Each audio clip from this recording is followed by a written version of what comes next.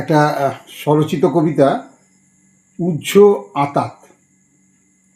এটা 1981-এ লেখা, মার্চে।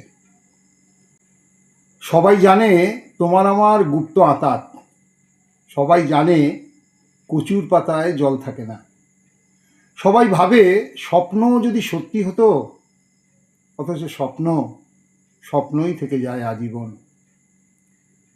তুমি আমি দিগ্বিজয়ী পণ্ডিত নয়, জানা অজানার ভুলের বাঁশি বাজতে পারে সাত সকালে কিংবা বেলায়।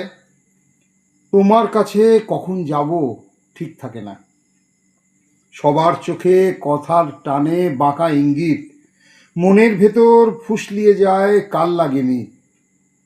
হাওয়ার মাথায় ঢেউয়ে নাচে মুখরোচক গুঞ্জন, তোমার আমার গুপ্ত আঁতাত সুপ্ত ভেঙে উঠল বুঝি। সত্যি সত্যি এবার আমরা গড়ব আঁতাত, দেখবে ওরা। নমস্কার।